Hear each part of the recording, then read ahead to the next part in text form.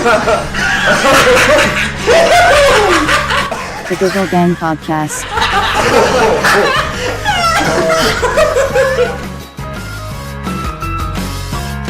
2 months now. Right, and why did you choose to come to Manchester? It's the comedy scene's good and it's cheaper than London. How did you know the comedy scene was good though? I don't know, internet. Really? Yeah, nah, just people like you go. It's either Manchester or London, like people back home or people who have lived here for a while. Do you know Matt Stallingworth? No. He's a Kiwi guy, he's very good. He's doing quite well here now, and he's a buddy from back home and he lives here. And yeah, just a few people said Manchester was a good option. Yeah. So that's sort of what drew you here. Was it just the comedy? That was it? Yeah, so I sort of moved to follow the dream. Right. Oh, you're following your dream. Following the old dream, as wanky as that sounds. Is that what your grandma said when you left New Zealand? She was like, "I love you, Cameron. Well, I just want you to follow your dreams." I only knew one of them, and she's dead. So no. Fuck! Way to bring the mood down. Well, yeah, I'll do it. I'm honest to a fault. We're 58 seconds in. You're already talking about your dead relatives. Mate, I gave it. Wait till I get to my dead dad. Then we're all on board. Mate, I gave myself 30 seconds before I was going to tank this fucking podcast. You have broadcast experience though. I thought you were an experienced guy. Yeah, but like I can swear on this, right? Yeah, fucking say whatever the fuck you want. Right, so that's the beauty of podcasting. Like you can just sort of be honest, and there's no it's not like radio where you have to worry about like sponsors or like the old lady writing in to complain about they're being a bit rude. Like doesn't fucking matter. And just I don't know. We could talk about the weather. We could talk about the weather and some general sports. We could do a traffic report for made up roads. We could keep it real fucking simple, man. Or we could talk about dead people. Taking it down a dark road. Yeah. What was the question? No, my mum got quite upset. Okay. Surprisingly, because she was all like, she's very funny, and she was like, just get out of the house. I was living at home with my mum, as all the cool kids do. Yeah. And she's like, no, leave, go. It didn't show any emotion at all. And then just as we're at the airport and we're leaving, she just breaks down, starts crying, which was, lovely. But I'm also, don't know why, just a wee bit emotionally stunted. So any woman crying just freaks me the fuck out. Yeah, you're like, get away from me, mum. There was my sister, my mum, and my girlfriend, and they're all crying. And me and my girlfriend basically broke up then and there.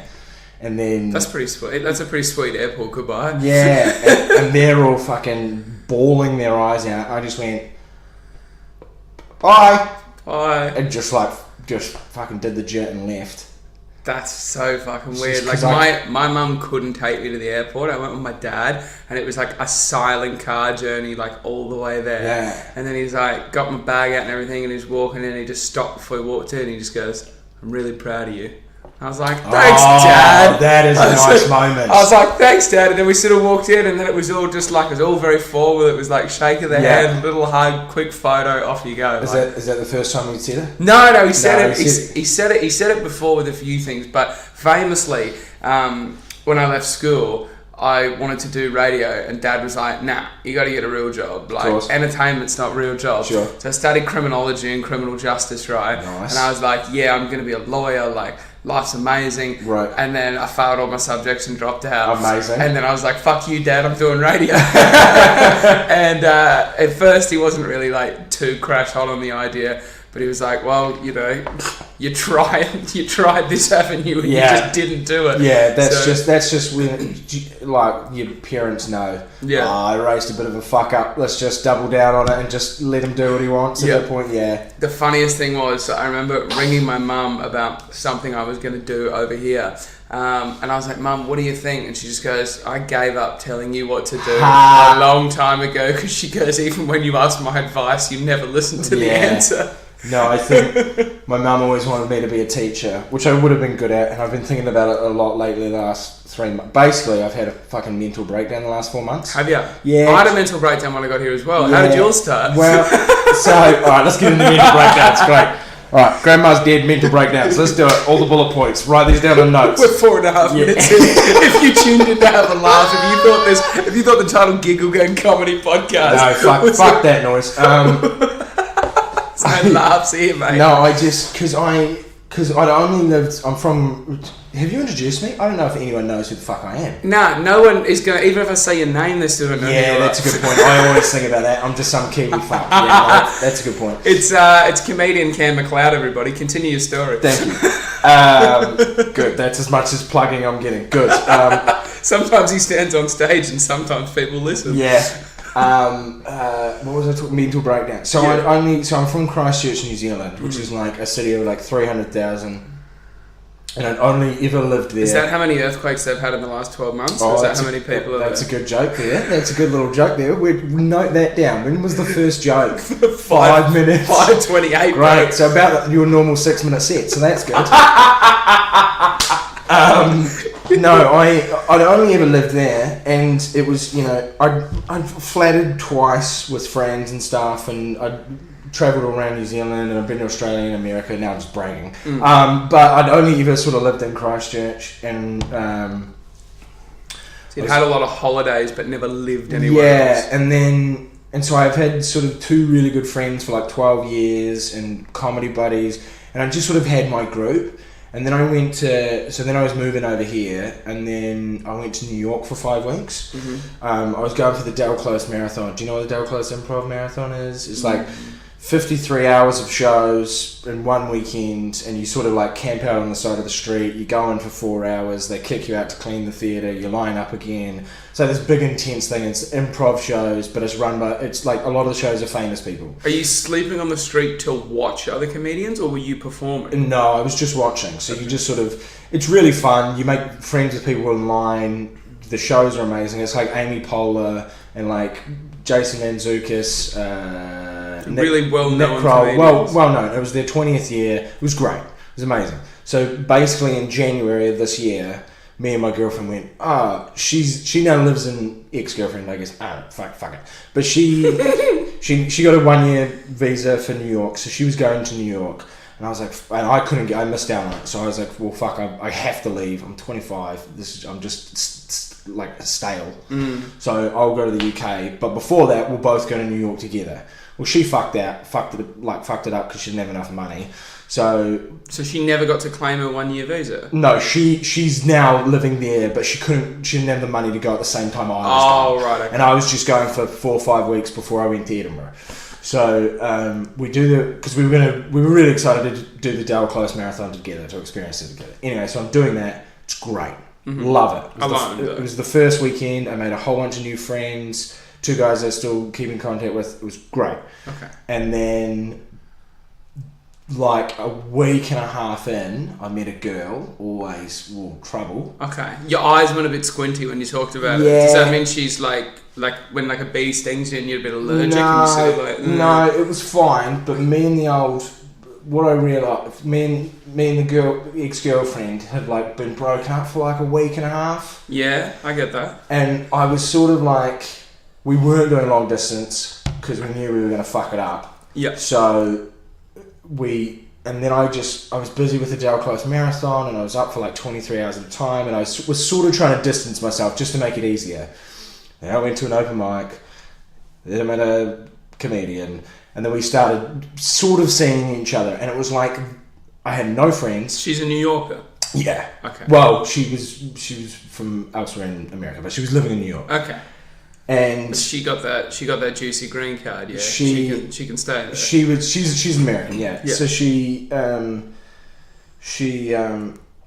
so this girl I met, and we just went to an open mic at the same time, and then it was a dog shit open mic. All the 90% of the New York ones are. And then I was like, I'm going to the creek in the cave. Did you want to come with me? And she's like, yeah, sure. She'd done 2 sets. And so she came with, and then we literally just drank and stayed up till 5 a.m. talking. It was ridiculous. And I was like, this is like a New York rom-com. I had a real out of body experience of what the fuck is going on? Did you feel like Mr. Big? It was so bizarre. And then we sort of started seeing each other, and then the ex-girlfriend Skypes me, and not at that time, like a couple days later, and we had an hour-long conversation. It was a really great catch-up, and then right at the end, she sneaks in that, have you been seeing anyone? And I'm the worst liar in the world. But you shouldn't lie as well. Oh, I shouldn't lie because she was also moving to New York, so there's a realistic chance she was going to meet this girl as well, and that would have been a clusterfuck. Like, finding out I'd lied was way worse than... So I was like, oh, yeah, sort of seeing one. And this is like a week and a half after we'd broken up. Basically, fucking code 5. I don't know, meltdown. Like, so she blocked me on all social media. Did you blow up? She didn't appreciate the honesty. She did not appreciate the honesty at the time. So she basically went, well, bye, and then blocked me on Facebook, Instagram, Snapchat, like the whole thing. Yeah. Just didn't talk to me. You were just erased. I was like, okay, that's fucking intense. And it was like that. No family, no friends. The ex-girlfriend just excommunicated me. I'm having this super intense relationship with this new girl I've known like 4 days. So I just started having a fucking mental breakdown. Yeah. Because I was like, what the fuck? The comedy was dog shit. I was bombing for weeks. Like, I was just like... And there was no point me being there anymore. Like, 4 or 5 weeks in New York with no purpose is fucking stupid. So it was really awesome. So then... I had chicken in a just like a corner store. The worst diarrhea of my life. Oh no! I was wondering why you've gone from this like emotional thing to a bloody casual chicken meal. I've got the worst food poisoning I've ever had in my life. And then this new girl I met just like took care of me. Oh my god! It was the most intense relationship. It was like 40 years of marriage. We went on a trip to New Jersey together to see a show.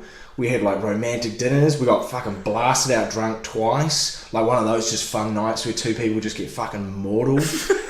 It was the most and intense. And you're all like fucking like licking elevator doors. She said I love you within the first 2 weeks. That's hectic. Bro. Like it was the most. I had no family, no friends, and just this. You were just like a completely new person. It's almost you like removed yourself. Bro, I thought I died. I'm not joking. There were 3 days there where I had a full out of body fucking mental breakdown. Did you take any psychedelic drugs? No, I'm not a big druggie. I don't do drugs. But I seriously was sitting in my sublet one day and just looked up from my computer screen and went, do I exist? I literally said that out loud. Am I even still me? Because it was the most mind-blowing thing of like, you know, they say travel broadens the mind and stuff. I had no one to talk to. Travel fucked you up, man. It fucked me up. And then I'm 5 weeks in New York. So hang on, at what point did you realise you were fucked up? About 3 weeks in? About 3 weeks in. And you had 2 weeks left to go. 2 weeks. So there was a whole week that was fucked. And then the last week I was like, well, I'm leaving. So it's fine. And I sort of got myself back and I'm like, I'm going to Edinburgh. And I got a front of house job at the Guild of Balloon during the Edinburgh Fringe. And I'm like, oh cool, I'll have a job. I'll have a purpose. I'll make new friends. Yeah. I knew a whole bunch of comedians going. I'm going to have like 15 people I knew from back home. It's going to be lovely. But New York fucked me up. And then... When you're at a time like that where you feel like you might have lost yourself, do you try and do things like, do you make yourself your favourite food or try and like do something that you know that you enjoy just to like level yourself out? Is this you trying to bring the podcast back to normal? That was quite a serious question. No, it was a very good question. I'm just wondering, did you have any like tactics or things that you did to be like, let's just prove to me that I am still here? See, the thing is, I don't help myself. Like I could have Skyped friends back home. Yeah. Or I haven't Skyped mum in 4 months. Like, you haven't Skyped your mum since you left? No, because I'm just a piece of shit. Is it because you don't want to face... I'm like, because I know what it'll be. Like, I love my mum to death. But I know, like, one, I hate small talk. Like, I don't know what I'm going to tell her. Like, one, I don't have a job yet. She's probably going to listen to this. Yep, your son's a fuck up, right? So You're not a fuck up. Like, I've been here 2 months. I still don't have a job. She's always like the only messages... My mum's an expert. I love her to death. She's the best, right? But my mum's an expert at giving you a compliment and then fucking cutting it in half. Yeah. Like, she's like... if she came and saw a show, which she only did twice, 4 years, she saw me twice, and she goes, "Yeah, it was quite funny." One, don't add quite, don't add quite to that. Just say funny, and then she'll be like, "But," and then there's always a but, yeah. And then it's like, you don't have to swear so much. You don't have to. Could you do some clean like there's always an undercutting to it. I have a podcast too. I mean, it's not supposed to be that funny. It's on McLeod 9. Oh, pun, chuck it in there. And it's the worst and best thing that's ever happened to you. So it can be quite intense and serious. It's not really supposed to be that funny. It's more an interesting conversation, maybe relatable. Anyway, so she listens to the first episode and she goes, "Oh, the podcast is quite good." Again, quite. Yeah. Chucked it quite. But seems to be a running theme. And then there's a pause and she's like, "But it's not that funny." Yeah. She just always undercuts it. So I know what the conversation's going to be. Like, what have you been doing with your time? Why don't you have a job? Have you paid off your student loan? Like, just all the... I just know, and I can't... Why are you expected to pay off your student loan? Okay. This is not going to be funny or exciting. No, I'm just intrigued. It's not going to be funny at all. So I just have... I just have money because Dad died. Okay. I just have just from life insurance that he. So your dad is actually passed away? Yeah, no, I was just joking about that. Who the fuck jokes about that? I don't know, mate. Yeah, no. I don't know what sort of road you go down. Yeah, so mate, I don't give a fuck. I've still got a couple bullets in the barrel, don't worry about that. We can get even more intense, fuck. 16 minutes in. 16 minutes and I'll bring up mental health at 20 and really tank the fucking thing. Yeah, so I just have money there, but just I'm not going to say any more because she probably will listen. Yeah. But it's just I know what the conversation's going to be, and that's probably unfair on her because she'll also be like, oh, and like it's been going well in Manchester. Do you think the thing for you now is that you're not as hungry, focused, dedicated to get a job because you don't need it financially, but your mental health needs the job more than your finances need the job? Because waking up and having nowhere to go and having no purpose is what debilitated me when I got here. Yeah. And also having nothing else to do. That's the reason I got into comedy. Yeah. Because I had no friends. Yeah. Like, that was it. I don't want to be a comedian. That's the saddest thing that's going to be said in this podcast. I've said my dad's dead, and that was way sadder. I have no friends. Maddie Shaw took Winnie 18. That's just... No, I had. Sure. Past tense. Yeah, there is something... I mean, money is tight. There is definitely a financial aspect to it. But also, like, I always think about this, like, I always stress about money, but also I'm not, like you walk around Manchester and you see homeless. Like, I know I'm never going to be homeless, which is like the fucking cockiest, bradiest thing and the white privilege piece of shit thing I could say. I'd love to see you homeless. But like, I mean, I look at 90% of the time, I turn up in a stained fucking hoodie and I've got a beard and fucking, like, most people think I'm homeless. I was holding a cup of coffee and a woman put change in it one time. Like, it's just ridiculous, right? But... like, my mum's good to me, and I know if I got in trouble, she'd be able to help me out, plus a whole bunch of friends. Like, I just know that it's never going to get that. You've got a safe network around you. Even if you can't, like, touch them today, they're there. Yeah, and so I know it's going to be okay, but money is a bit tight at the moment. But there is that thing, like, thank God for gigs, and, like, I've been doing a lot. Like, last week, I think I did 7 in a week, and it's nice to keep busy. I had my first out-of-town gig, and that's good. I don't know what I would do without gigs. Because it's just been 2 months.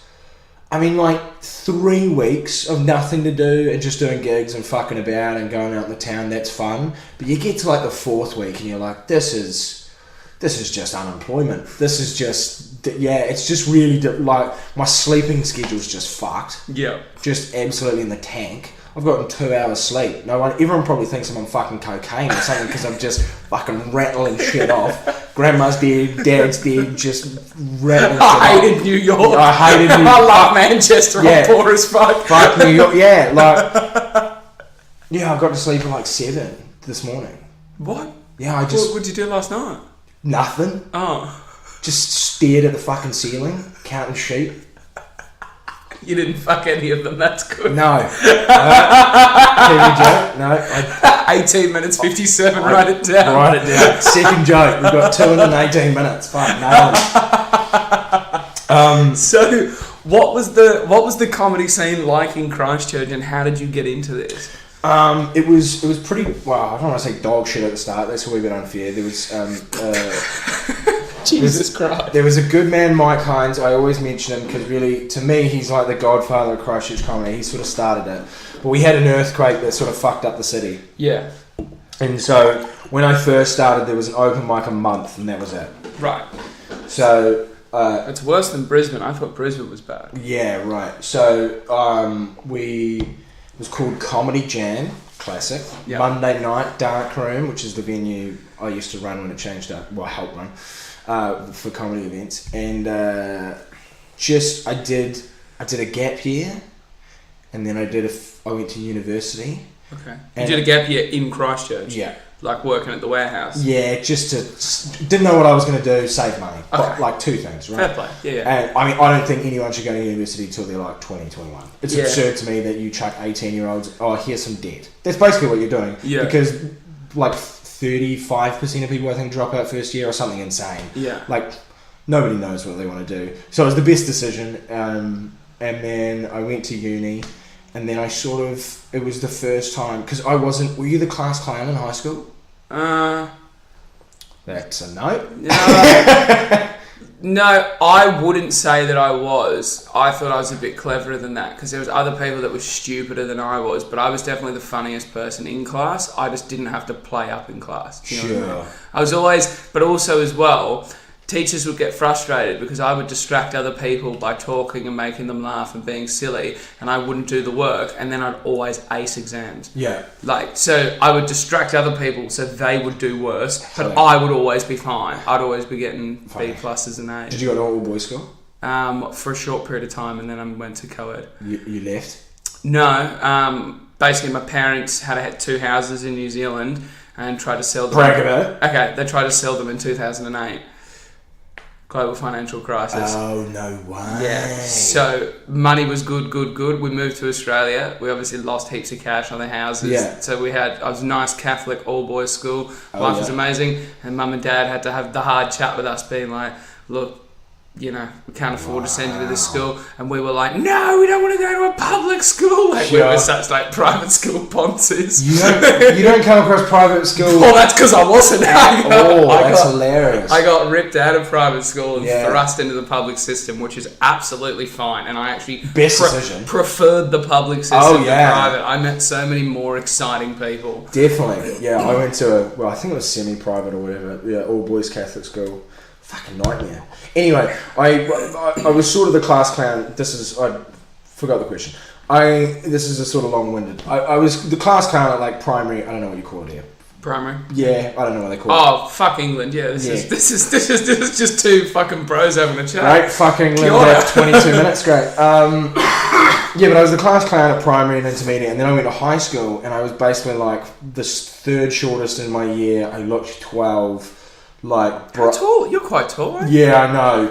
I mean, we'll get to that. Okay. But and I just looked super young, and then just also I had a whole bunch of performery confidence. I was quite camp and just hello, just walking into the room, which people liked that at intermediate. I just had confidence. I didn't give a fuck. Yeah. And then you go into an all boys school, and they're like, no, we're gonna knock the confidence out of you, you little fucker. So. I just completely shut down, and I wasn't the class clown at high school.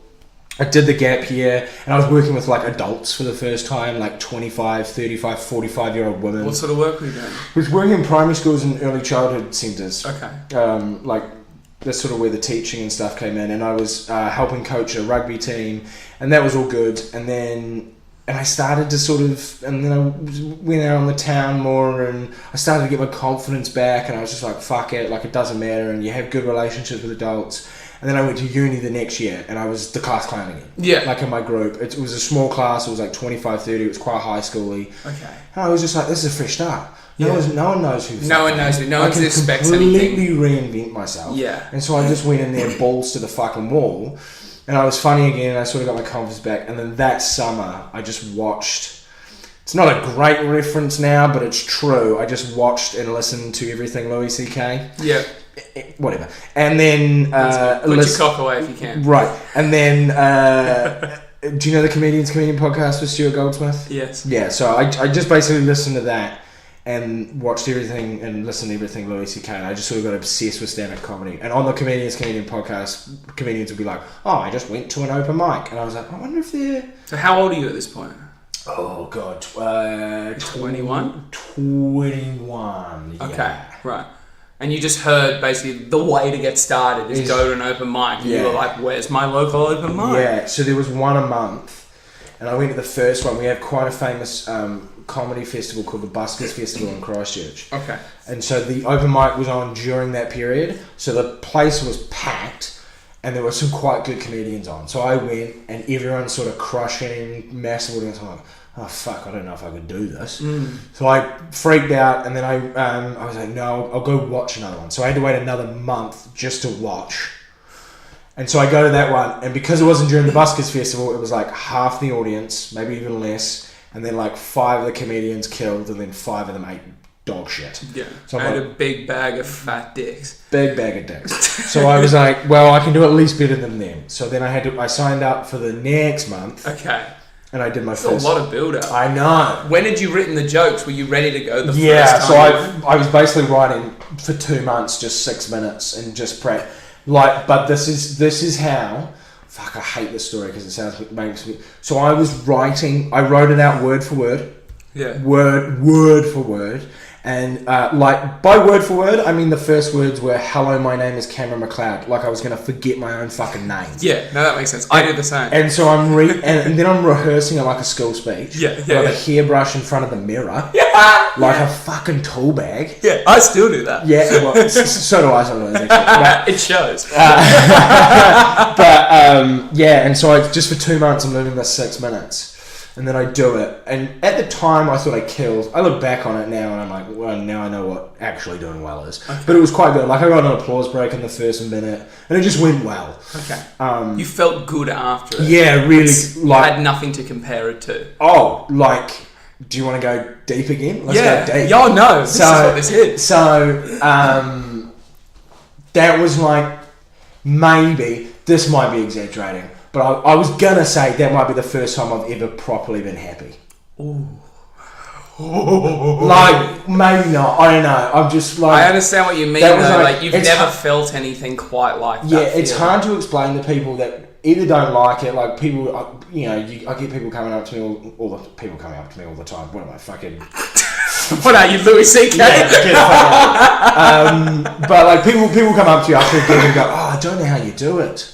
And I'm like, it's the only thing I know how to do. Yeah. Like, it's so hard to explain it. Like, public speaking's like, people hate that more than sharks and spiders. Like, it's the number one fear of people. And I'm like, this is the only time I feel like a human being. Yeah. It's so hard to explain to someone. And so that first time, I remember the first time really well because I mean, I don't do drugs, but like it's just, you can, like, your blood just gets warm and just like, it feels like heroin. Like, it's so hard to explain to somebody of, like, that's just... And then the adrenaline after. Like, after a good gig, I won't sleep till 5. Yeah. Because I'll just be, like, fucking cooking, just ready to go. Just fucking buzzing. You'll go home and make a casserole like you're on fire. Just on fucking fire.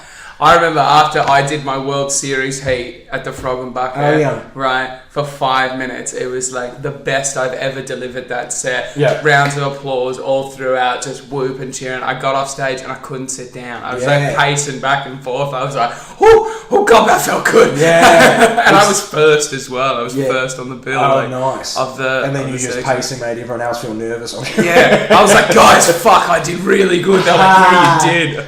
And then I didn't make it through, but that's the injustice of the Frog and Bucket. Biased fucking club. I'm going to have no comment on that. Good. Yeah. You hate the Frog and Bucket. No, I've never been. I still haven't been. Oh. Insanely. Because when's the... You would hate it. When's the beat? I think I'm doing it late January. Because I just help out at a show, an open mic at Holdfast on Mondays. It's the same day. You can promo it. Tell everyone what it is. Holdfast, Shark Comedy, 2 H's, Shark Comedy. I think we're changing the name, so this is going to be pointless. But what are you changing the name to? I don't know. Oh. At Holdfast Bar every Monday, 8 p.m. start. Great little venue, great show. Small, intimate, bloody, fresh audience every week. Bloody fucking lovely, mate. There's your little plug. But yeah, I haven't been a Frog and Bucket yet. But yeah, it's hard to explain that first time. And then, do you know David Crouse? No. He's a New Zealand guy, very funny. He won the Billy T, and he was emceeing the first gig. We had this weird moment because he was doing his hour show at Edinburgh and I was working Gilda Balloon, like front of house of his venue. And we were like, well, someone's doing better than I am. But I was also like, we had this weird, he emceed my first gig back home, and we're like old school friends, and we just had this weird moment of like how far we've sort of both come, and I'm living in the UK. It was just very weird. But he comes up to me and goes, 2 things. 1, very good, very good. Secondly, you will definitely bomb the next time. I went, oh, thanks, Dave. And then what happens, I think, to a lot of people, but including myself, I went, well, I'm a fucking genius. Yeah. So anything I write's going to be fucking Oscar Wilde. I'm a fucking poet, mate. Anything I say is going to be hilarious. So I just wrote 6 minutes on swear words, including the C word. Yeah. And so I went back. The jokes were about swear words. Yeah, I think so. I think like how we learn them. That's the only time I've done that, if I can see it. And just went on in a month, and then so that's also the thing is I had to ride the high for a month, and then you're like fucking fizzing, and if you ate shit, then you had to wait another month. So I just go on with 6. Like the trajectory of the next 30 days was decided by 6 minutes on stage. This is what it's so hard to like explain to people. That's why hecklers, like a real fuckhead heckler, is a real douchebag, because I'm like, for some of these people, this is the only time they're happy for this week. This is the only thing that makes them happy. A lot of people do comedy for friends, for a community. They're like, I just want to go up there and tell my jokes, get a few laughs. This is what makes me happy. And then some fucking drunk bitch is like just fucking whatever. And you're like, no, you're fucking it up. You're fucking up this person's life. You might as well go out and fucking kick their headlights. Like a lot of shows are, paid shows as well. Or even if the show's not paid, like people come out, they put money behind the bar, they're getting an Uber, whatever. Like it's costing them money and their time. And there's just some fucking... Anyway, that was a rant about hecklers. But I did this sweary fucking set and just ate shit for 6 minutes. And did you feel... How did you feel while you're up there? Was it like... That's the even more fucked up thing. Is sometimes audience members, like, they cringe when they're watching someone bomb. Like, they feel awful for them. I mean, imagine being the person, but this is how I knew, like, I had to keep doing it. Is I knew I was just eating dog shit. But you were loving it? Just no. I love it now. I love a good bomb now. I'm like, this is amazing. No, then I wasn't loving it. I think I was going to cry. Yeah. But then I got off stage and just thought in my head, but I've got to do that again. Yeah. I've got to do that, which is an insane thing to do. Yeah. Like just embarrassing yourself in front of your peers and colleagues or like friends. Because that's also the thing. For the first 6 months in Christchurch, I brung people. Yeah. Because they also like it. They're like, oh, Cam's doing this new comp. They don't give a fuck now. It's impossible to get them to buy tickets. Yeah. But they're like, so for the first 6 months, I was bringing like 8 to 10 people a show. It was me when I first started as well. Yeah. Even my housemates I live with now can't even get them over there. We can see the bar from our house. It lasts about 6 months, and they were just... And then you're embarrassing yourself with words you've written on purpose that you thought were funny, and trying to deliver them with confidence and fucking panache, and just being like, yeah, fucking check me out, and just, I'm not exaggerating, not a laugh for 6 minutes, not a laugh. Just crickets. I had a set like that, but it was 10 minutes, and the only laugh I got was from the promoter who had heard the jokes before. That's the laugh of death. Yeah, he was just like, down the front. And the biggest laugh I got is I delivered a punchline to absolutely nothing, and a punchline that always lands. I just went, are you cunts even awake? And they just erupted with laughter. It's almost like they were doing it on purpose. That's great, but I kind of hate those laughs. It's like my least favourite laughs. Not even just myself, but when anyone does it, like it doesn't go well, and someone will go, well, that usually goes better. Yeah. And it'll just get a laugh, or like... It's almost like a reset for the person on stage. They're like, oh, I felt it a little bit, even though it's bittersweet. I'll throw in something fucking hacky, like, well, won't be doing that one again, and just like cross it off on my hand, and that gives it's just some fucking hacky, easy hits. And then you do it the week later and fucking fuck them again. Yes. Fuck them. Eat a big bag of dicks. But I came off stage eating a big bag of fucking dicks, I have to do that again, which is ridiculous. It's a mental illness in itself. That is just it's basically like being punched in the face and then being like, give me another go. Yeah, It's just masochism. Just fucking, yeah. So, and I've been doing it ever since. So, why... That was the longest answer to the shortest question. That was, but why did you need to get out of Christchurch? Did you like reach a pinnacle of like, I'm so successful in Christchurch that I need to leave and take my career to another level? Pinnacle, God. I got halfway and gave the fuck up. And thought the UK might be a bit of fun. Well, I'm like, if I'm going to try again, I may as well fucking give it a go. No, this is going to sound arrogant, but I'd like to think I was honest to a fault and self-aware enough to realise what the fuck's going on. But I was kind of one of the big fish in a small pond sort of scenario. Of like, I could have gone for... There's no money. Yeah. So you basically need to like figure out how to market yourself. Or Christchurch is notoriously hard to sell tickets to anything, music, to anything. Yeah. So, yeah, I'd have to really figure out the festival scene better and market better and all that kind of stuff. And basically you got to move to Auckland. There's like TV money, but even then there's not like, I mean, my advice is... just leave, because like I thought, and I've been thinking about this. I was actually thinking about the podcast and what might come up, and I don't want to shit on the UK scene. The UK scene's amazing. Yeah. But leaving New Zealand, I thought the standard here would be way higher. Mm-hmm. Not that it isn't high, but in my head, I'm like, not that New Zealand's shit either. Like I'm trying to. In my head, I thought the New Zealand... It's a completely different scale. Yeah, but I'm like, the New Zealand scene's great, but the UK... bloody 5 times the population, the history of comedy's 3 times as long, you know, legends. But there are like quite a few people back home who could come over here and rip the fucking, who could do, like, I'm sort of holding my own. Like in my head, I'm like, when I first moved here, I'd given myself 6 months to make money for the first time. That was my goal. If I make money for the first time at a gig in 6 months, we're on track. Mm-hmm. I made money in the first 2 weeks. Okay. I had my first out of Gig Town last week. Like the last 6 weeks has been really... I'm helping run a show. I'm living with comics. Like it's just going really well. Yeah. I'm doing a set at the New Material Note at the Comedy Store in a few weeks. I did Excess Malarkey 3 weeks ago. It's just going well. Yeah. And I'm sort of like holding my own. So, yeah, I knew I had to leave because I either had to go to Auckland, but I wasn't really, like it's quite cliquey. Mm. And the New Zealand comedy scene is basically like a small high school. Yeah. Like I could name every New Zealand comedian to you right now. Yeah. Like everyone knows each other. So...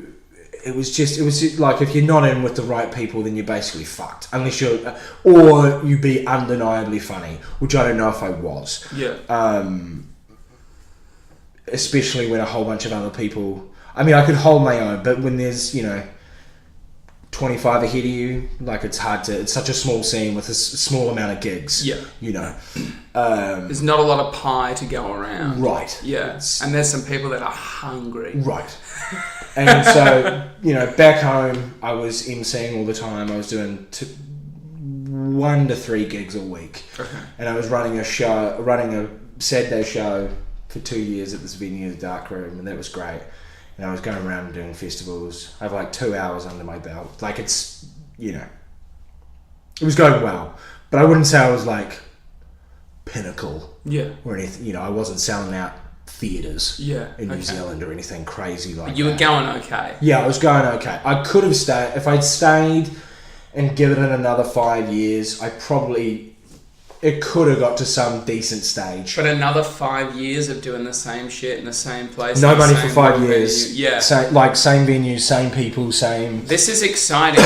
My life here is almost pretty similar to what I was doing back in Australia. Like I'm working in radio, I'm doing a podcast, I'm now doing stand-up comedy, which is a different edition. In Australia, I would like MC weddings and events and different things, but I was never doing like stand-up comedy. Yeah. I tried it once, it didn't really go amazing. I was like, I'll look at that when I get to England. Right. But like the stuff I do here is similar to what I do in Australia. I'm just able to do it better here. Right. There's more opportunity, there's more growth, I learn a lot more, and I'm with new people, so it's more exciting. Yeah. It's like reignited my excitement for the things I was already doing. Right. How long have you been here for? Since November of last year. Oh, not that long. No, not that long. And I got another 2 years. Yeah, nice. Yeah. Are you on 2-year work and holiday visa? Yeah. Yeah. Are you going to extend? Yeah, I mean, that's the idea. I don't know how easy it is. It's pretty fucking easy, man. Oh, okay, cool. Give them about 400 quid and sign a form saying you're not mentally insane and it's all good. Sure. I mean, don't listen to this podcast. Yeah. That's just a bit of immigration advice, a bit of mental health advice. I mean, the idea is I'd stay for like 10 years. Okay. And then move home and raise a family. It's sort of like the long term. Basically, what I wouldn't mind now, like when I first started, did you have like insane... How long have you been doing stand-up? Like just since last November? No, since this April. Oh, Jesus Christ. Okay, yeah. Wow, so I knew. Okay, cool. I'm fresh as. So when... Treat me as an equal, though. when... I'll just tell you my embarrassing story. So when I first... Do you have insane dreams? No, not really. No, not really. So when I first started, I'm 20, 21, really listening to like comedy podcasts obsessively, reading everything I can, really obsessed about it. Like, that's all I had. Girls, nah. Very few friends, nah. Lose a town over here, right? Yeah. No, uni was fun, but I wasn't like into it, and it was fine, but like no real purpose. And so when I had this comedy thing, I just fucking went into overdrive about it. Loved it. So in my head, oh God, I hate this. In my head, and I say 10 years, but I think at the time I meant 5. Okay. In my head, I went, well, in 5 years, I'll be headlining Madison Square Garden.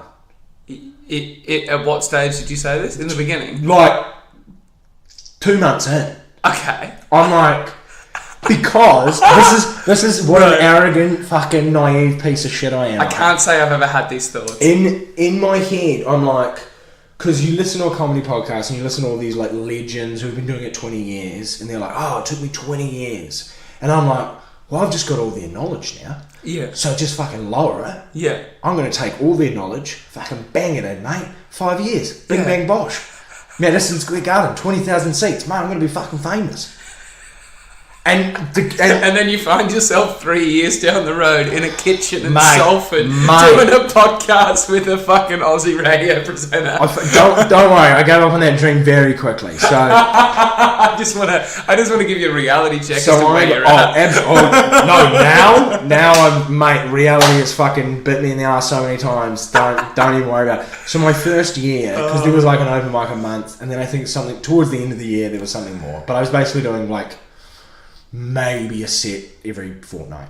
Okay. So I did like 10, 12 gigs in the first year, like fuck all. See, I haven't even had my first year, and I reckon I'm somewhere between 60 and 70 gigs. Yeah, right. So my first year, and those 10 or 12, like I got my first paid gig, $60 for 6 minutes. It was fucking sick. That's cool. In like 5 shows, and I was like opening for like some big names in New Zealand. Like those first 10, 12 shows went really well. Yeah. So me, my friend Snap, Aiken, and I went on a national tour, like insane people. We've been doing a comedy a year each. I think Aiken. And you've done like 30 gigs between you. Yeah, basically. And it's time for the tour. It's time for the fucking tour. Let's get the band together, bitch, right? Did you guys have t-shirts? So it was like, we nearly... So there's fringe festivals in New Zealand. So there's one in Auckland, one in Wellington, which is like the centre of New Zealand, and then one in Dunedin. Yeah, and so we just right at the very bottom. Right at the very bottom. So we just went fringe to fringe to fringe tour, and then we just stopped in cities on the way down. It was fucking sick. We got like $100 bar tab at every bar. Basically free accommodation. I only had to pay for food and booze, and everything else was paid for me. I did 18 shows in 21 days, and I was doing like 15, 20 minutes. I had maybe 7. What did you do for the rest of the time? Just talk shit? Fucked about. I had shit, but it wasn't good. I had maybe 7 okay minutes, and then the rest was just dog shit that I was just fucking throwing out there. So, but that tour, best time of my life. I wish I could go back to that. There was no stress, mate. It was like living La Vida Loca. It was amazing. I did more gigs in 3 weeks than I had done the whole previous year. Yeah. It was amazing, but super reality check. Like just like there was one, so it was a super roller coaster. So one gig would go fucking amazing, would sell out a venue.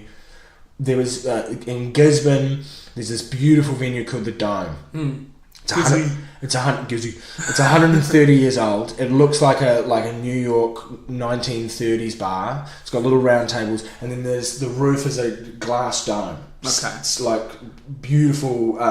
Like you can see through it to the sky. But it's like what's that glass in a church? It's like stained glass. Like stained glass. Beautiful. Yeah. And we walked in and we were like, we can't believe this stuff. We sold out 60 seats. No, we are 3 people who've been in comedy a year.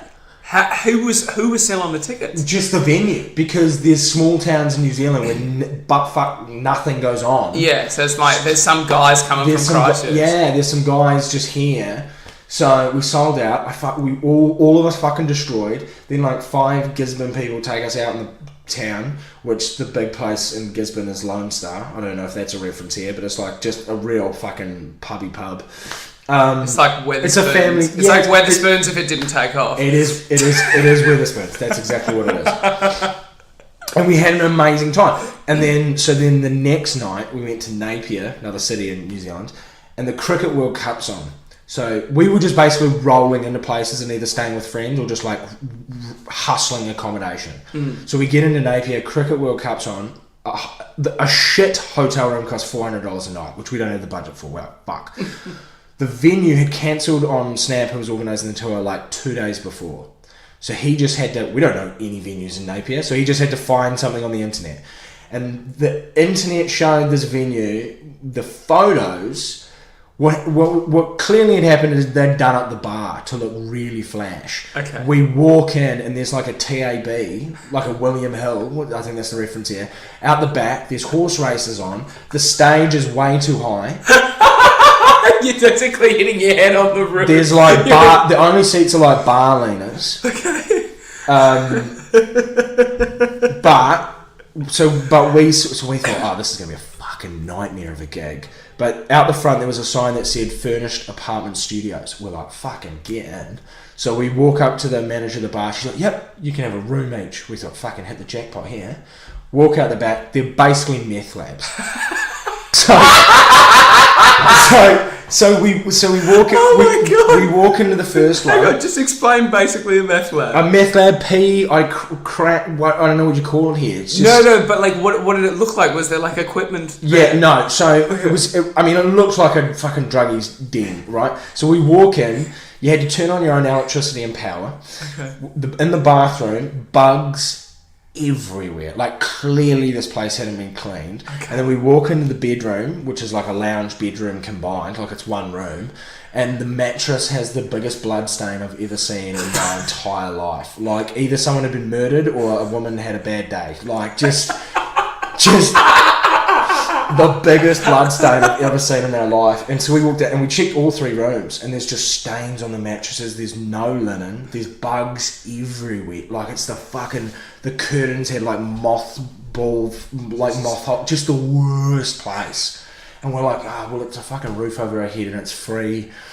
Did you have to do a show for them? Yeah, so we're doing a show at that venue. And Snap just didn't... The bar... When he typed in the venue online, the photos of the bar looked beautiful. Like, lighting, and then you just turn 90 degrees, TAB. Yeah. Just like... And like, people smoking, and like, it was just the pubbiest pub. Yeah. But the bar had been weirdly redone. Yeah. Like, to look super flash. So anyway, we're doing the gig. There's 12 people. 4 were family members of Aiken. The other 8 did not give a fuck. They didn't even know what they walked into. There was like... They were there to gamble on the horse. They were. They just got caught up. So the sound system was dog shit. There was no lighting. So we just had the bar lights on. Yeah. It was the worst. And this is the night after we had the sold out Gisborne. Do you know what the funniest bit is? Yeah. Is you've had the worst gig to 12 people, 4 of which had to be there and 8 of which didn't want to be there. And you know while you're on stage what's upstairs waiting for you. Absolutely. This bloody bloodstained McGee mattress. Yeah. So the venue manager was lovely. She's like, I'm going to go home and get duvets and sheets for all the beds. She was lovely. She was the sweetest. Okay. So was she aware of all the bloodstains? No, I don't think so. Okay. She knew there just wasn't linen. So So we're doing the gig. Everyone's eating a huge amount of donkey dick, right? And then afterwards, there's this girl who was singing. She was playing guitar and singing. The most beautiful voice. Oh, and suddenly the room lit up. Everyone fucking started clapping. They loved her. Just because she was so... And we're just there drinking $100 bar tab. Now, this is fucking bullshit. Just bullshit. Just fucking miserable. Gonna go and try and lick that mattress and see if you can get HIV. Oh, my God. Like, it was horrendous. And then we go to the bar and go, hey, did she go home and get the sheets? And she went, no. So the venue manager just forgot about us and just went How could home. she forget? You guys were so shit. I don't know. She just left, went home. So we were like, well, one last beer on this tab, and then I guess we'd go to sleep. Yeah. And so we head back to the 3 rooms, and we're all just standing in one of them. Aiken's got his hoodie. So there's no blankets. Yeah. So Aiken's just got his puffer jacket, like hoodie over his head, just in the fetal position, staring at a blood stain the size of his fucking body. And I'm like, well, I guess we go to sleep. And I was gonna crash on the couch with Aiken, and Snap was gonna stay in one of the other rooms. So we're like, well, I guess that the most it was ridiculous. And then lads on tour. Oh my God! And then we hear a car pull up outside, and the handbrake just slammed. And it was the venue manager with sheets. We race out. So we have never been so excited for sheets in our entire life. She's like, oh my God, I'm so sorry, I forgot. I raced home and got the sheets. And we were like, we cried for linen. We cried for fucking linen. For a duvet. And then, so that whole tour. So those 2 stories, the Gisborne and the up and down. Yeah, and the highs and lows. The highs and lows. But that was the massive wake-up call. You've got to have the lows to appreciate the highs. Do you agree? Yes. Definitely. I mean, I think the problem is the more highs you have, then your bar for highs... You're basically a drug dealer as a comedian. Like, once you kill really hard or perform in front of a shitload of people, like, your tolerance goes up, so you need like a bigger hit every time. So now I'm just like performing, like, open mics just don't faze me at all, because I'm like, this isn't even a point of cocaine. This is me sniffing dust. It's just no. Have you done hot water yet? Yeah, I've done hot water a few times. Yeah, so I did it 2 Mondays ago. Okay. And it went really well, and I was like, that's the nice little hit I need, So there's moments like that where I did the opening Dunedin Fringe last year, and I did the opening showcase. They did this big opening showcase, and it's in the town hall, 900 people, which is my biggest audience, and I was only doing 5 minutes, but I fucking destroyed. I got an article in the newspaper and a radio interview, and like just fucking destroyed. And I was like, well, it's never going to get better than that. Yeah, I've hit the pinnacle. Yeah, I've hit the pinnacle. That was the pinnacle. There we go. We found the pinnacle. But so now I don't think I'm ever going to headline Madison Square Garden. Okay. Ever. I mean, my expectation. Now, like at the time, I was like, $1 million. Let's go. Yeah. Now I'm like, minimum wage. 40p would be nice. 40p be fucking lovely, mate. Just a bit of donation. Yeah. Yeah, so I was like, the ultimate, which is the saddest thing, is the ultimate goal now which is also, and I was thinking about this today when I was like, what I was going to talk about, and I said the number in my head, and I was like, you still realise that's a shitload of money? Yeah. I was like, I'd like to make £30,000 a year doing comedy. Okay. Doing comedy, that's the hard bit. Because £30,000 is not hard to make. Right, but just doing comedy. So I'd be like, full-time comedian, £30,000, which... That's a lot. Yeah. That's a lot. But also, that's the ultimate goal. Yeah. That's now the pinnacle to me. Yeah. Like... That's comfortable living. Yeah. Like 3.5 years ago, it was like, mate, go have my own TV show. Yeah. Don't worry about it. I'm the next Andy Samberg. Mate, don't worry about it. Fucking Brooklyn Nine-Nine. Chuck me on. Like, chuck me on. I was like, Madison Square Garden. I'll be touring the country. I'm going to be... I'm going to be a smash hit in America. I'm going to be Jesus in New Zealand. Yeah. I'm just going to be the, prodigal son. You know? And now I'm like, no, just absolutely... And I mean, I'm exaggerating, obviously. But now I'm like... And I was like, now £30,000 would be great. And then I went, that's still a lot of money. That's still a stupid. But now that's like the 10. I mean, not 10. If it takes me 10 years to get to that.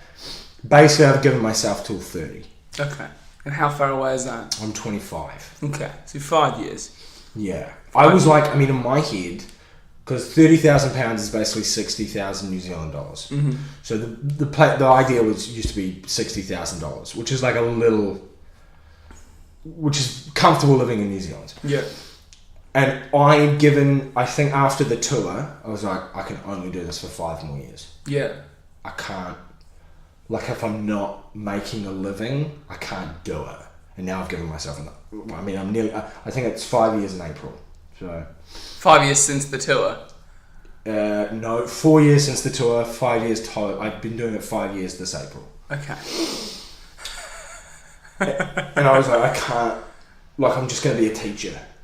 If I haven't, but I mean, making it in 5 years is absurd. Like people have been doing this for 12, 14, 20 years and are just making it now. Like I get that. A comedian that I was on with the other week was basically telling me about comedy is less about who's the funniest and more about who has the most endurance. Totally. And who will just stick at it the longest, because as time goes on, if you try this thing over and over again, everyone will get better. Right. It's just how long are you willing to hold on until you can make it. Totally. So I'm like, because I've also, this is how much travel's fucked me up. Yeah. Is like New York and Edinburgh and then Manchester and sort of like reevaluating my whole life. Like I'm now like, I could just be a teacher. Like I'm like 2 years ago when comedy was starting to go quite well in Christchurch, I was like, nah, Did you do a teaching degree? I did a sports coaching degree. Okay. Helpful. And I can add 1 year on to be a primary school teacher. Okay. And you teach PE? Yeah. Okay. No, I can be a primary school teacher. Oh, of just everything. Just of everything. Yeah, okay. Which seems absurd to me that I can just add 1 year on a sport. But anyway. Yeah. But you're teaching 7-year-olds though. Who gives a fuck? Right. Borderline finger pain, mate. So, but like recently, like the last 2 months in Manchester, and that's the crazy thing, like it's been going well. But in my head, I'm like, travel's kind of reevaluated to me like what's important in life. Like before I left, love my family and friends and girlfriend and back home and stuff like that. But like comedy was like, in my head I was like, this is the only thing I have. And now I look back and I'm like, I was so lucky and so like privileged to have, like, now I'm like, I could just go home, be a teacher, have a wife, 2.5 kids. I took the sun for granted. The sun? The sun in the sky. And being able to fucking see it. Like, that is like the one thing I miss, is just walking outside in shorts and a t-shirt and being like, life's alright. Yeah. Literally, the one question I get asked all the time is, oh, why have you come to Manchester? Why have you come to England? It's such a shithole. Yeah. And I was just like, man, I just got bored of life being good. Yeah. Like, literally. That's amazing. And that is like plain and simple. That is putting it into words as to why I'm here. Yeah. And I feel like it's the same for you. Like, your life would be fine if you had stayed in New Zealand, but you wouldn't be doing this. Yeah. And I was like, recently I've thought, I could probably, like, don't get me wrong, I would love to be selling out, I say theatres, but I'd be like, love to sell out 100-seat rooms. Like, something tiny. Like, I'd love to do comedy full time, and if it works out, great. 2 years ago, I was like, well, if this doesn't work out, this is going to be dark again. No, this down. I'm going to kill myself. Like, I don't know what else to do. Yeah. Like, I have nothing else. I'm not good at anything else. This is all I have. And now I'm like, I don't know, relationships are pretty important. Like, just having love in your life and, like, good friendships. Like, I've been fantasizing it. Like, my best friend just bought a house with his girlfriend. And I'm like, we could just buy houses down the road from each other and just have a wife and kids and just send them off to school. Have fucking barbecues on the weekend. I was like, let's just have barbecues on the weekend and watch the foot. Like, I just miss watching the foot. Like, the simple things in life. Yeah. Like, I'm like, fuck, I took them for granted. You're like, when you're living at home in your, like, safe, comfortable zone, you're like, well, this is always going to be here. Like, this is fun. Like, I do this every weekend. And then you leave and you're like, what are you doing? Just go back to uni. Yeah. It's a year. And then you have a proper job with guaranteed income. Get 60 grand a year. And you respect it in the community. Respect, 60 grand a year. It's like 12 weeks of holidays. Yeah. It's teaching 7-year-olds, like you said. Fucking, I like dog. Like, fucking give it to me. I like dog. Yeah, just get one of the famous year 2 sentences. Yeah, just get him to read a book, mate. She's fucking piece of piss. A, B, C. Fuck, no. Hungry Caterpillar, get that down. Oh, absolutely. That's a classic. Like, and then just on the weekend, All Blacks game, barbecue, just friends. Like, that sounds nice now. I know. Like, I turned 25 and had a full fucking quarter life crisis. I'm like, what the fuck am I doing? Like, 21, this looks like a good idea. Yeah. 21, you're like, oh, getting pissed, nights out, comedy buddies, oh, fucking jokes, 25, you're like, fuck, I'm going to be 30 in 5 years. Yeah. 30 doesn't even scare me. Like, 28 scares me now. Like, 28, I feel so old. You are literally one more bad gig away from buying a minivan, I feel like. Oh, caravan trips. I'm fucking all about. I'm a 45-year-old dad already. I have a dad bod. I have a weird running style. You're wearing a dad hat as well. I'm wearing a dad hat. Like, I'm fucking naff as fuck. I can't dance. A girl in a club the other day said, fuck, you have some dad dance moves. Like, I tell dad jokes. I'm starting to chuck out puns like you wouldn't believe at gigs. Yeah. I'm like, I'm 45 years old. That life sounds good to me.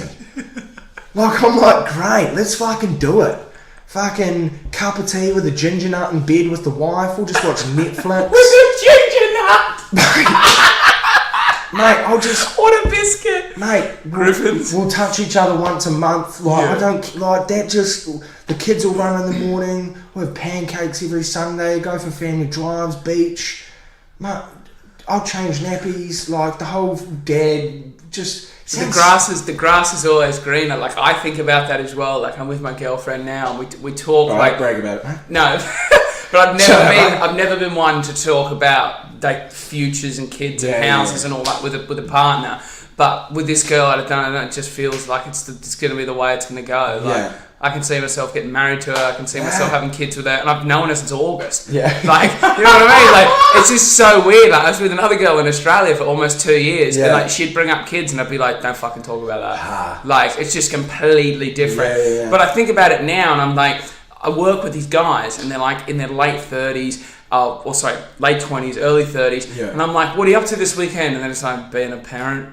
And I'm just like, "Oh, like, you've knocked all the fun out of being a parent." I feel like it's what you make of it. Like, the way you're describing it, you're just like, this sounds cool. Like, I can do what I want, but I'm doing it with my family. Whereas these guys are like, oh, fucking looking after my kids, what a chore. Right. Like, maybe you're right. Maybe I'm naive in thinking that, like... But me and you both don't have any kids. That's where we're speaking from. And you're totally right. That's true. But I always, when I was 21 and 22, I thought, what'd be good? Fame and money and fortune and being on tabloids and TV shows, and like, I wanted to be on like things like panel shows and Mock the Week and Live at the Apollo and all that kind of stuff, and doing well at gigs would be good. But now I'm just like, I don't know, just a house and kids and wife sounds good. Like, just nice paycheck, and like I said at the start, like, I'm not poor in any stretch of the means, but like, it'd be nice to have some money.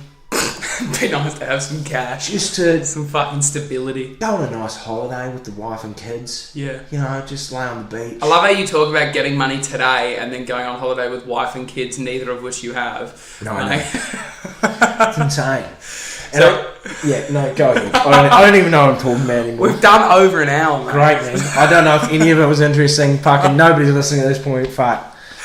I think I've become more Australian since talking to you. I've just gone full fucking dad on you. Nah, you still keep the Kiwi roots, mate. Yeah. Do you want to say something in Māori for us? No, I'll butcher that like a motherfucker. Kia ora, tēnā koutou, tamariki mā, ko Matt, tuku ingoa.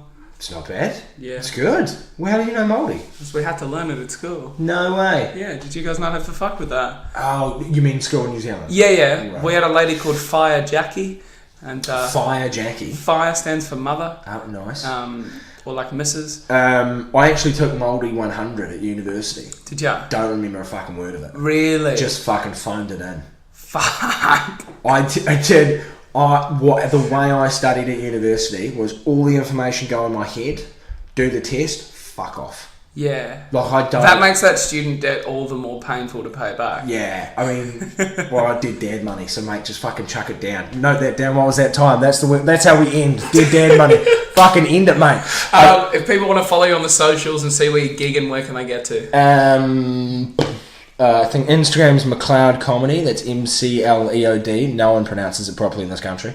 How do they say it? Which, like, McLeod, like, all kinds of shit. And I'm like, really? It's McLeod? It's Scottish as fuck, mate. Yeah. Like, how do you not know? English people are funny. Yeah, though. fuck them. We're going to have to do a second podcast just about what it's like being here. Yeah. With them. It's fucking great. I do love it. But McLeod Comedy on Instagram, and then I think Cameron McLeod on Facebook. That's the way to go. Beautiful. And if you want to get involved with his gig, Monday nights, if you're in Manchester, hold fast. The show starts at 8 p.m. or 8:30. What is it? Does it start? Is that you or me? No, it's me. 8